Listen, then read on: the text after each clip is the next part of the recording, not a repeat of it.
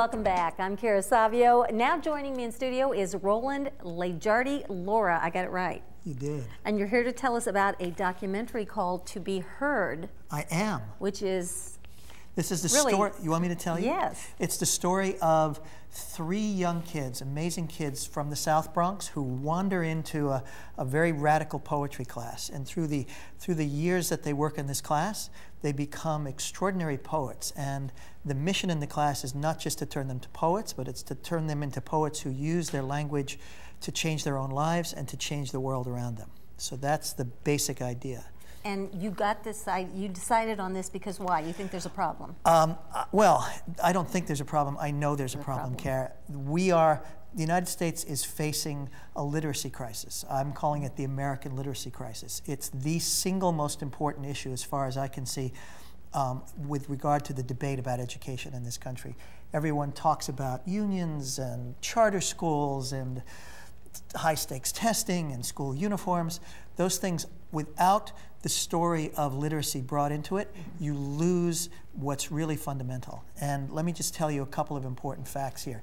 I don't know if you know, but the single greatest factor in our country's prison system, what do you think it is, Kara? Do you think it's, guess, take a guess.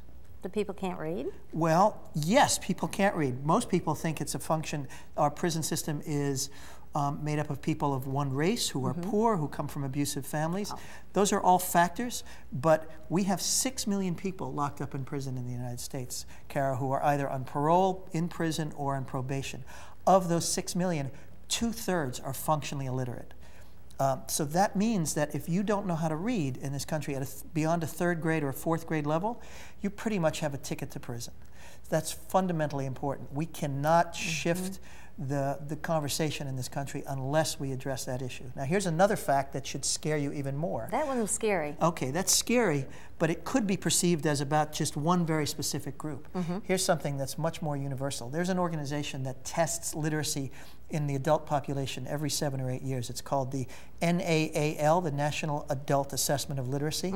They determined the last time they did a major study, a major survey of over 20,000 people, that only 1 out of 8 American adults reads well enough to understand the U.S. Constitution and interpret it. 1 out of 8? 1 out of 8, that's 13%. So that means kids at Harvard can't read, not just kids in inner city schools.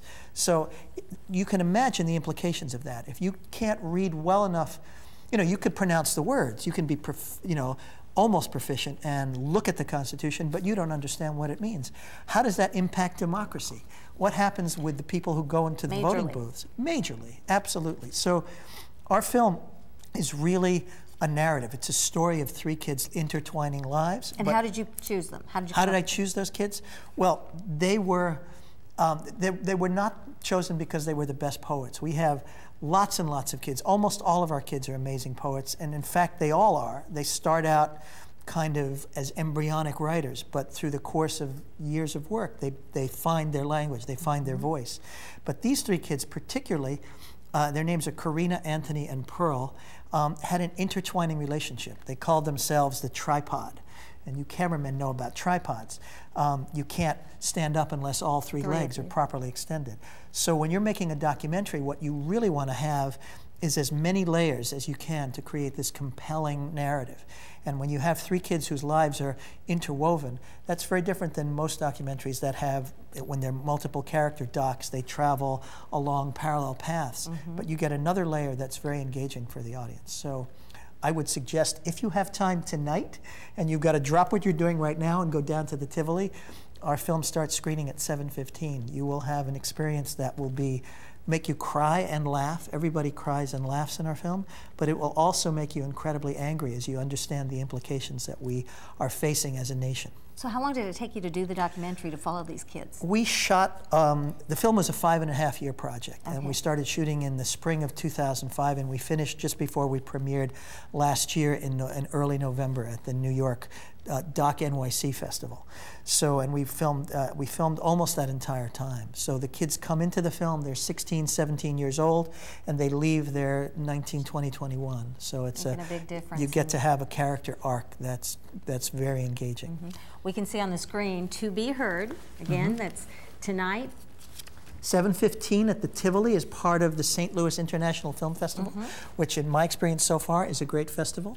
I'm happy to be in St. Louis, in a city where people actually appreciate and know how to play baseball, having left New York where nobody knows anything about baseball, let me tell you that. Well, you know what, we're going to go to a quick break. When we come back, we're going to talk about how you got into this, how it's running around the country.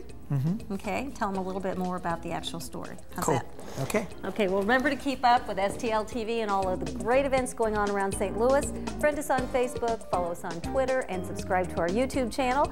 You can always watch us streaming live on stltv.net. We'll be right back.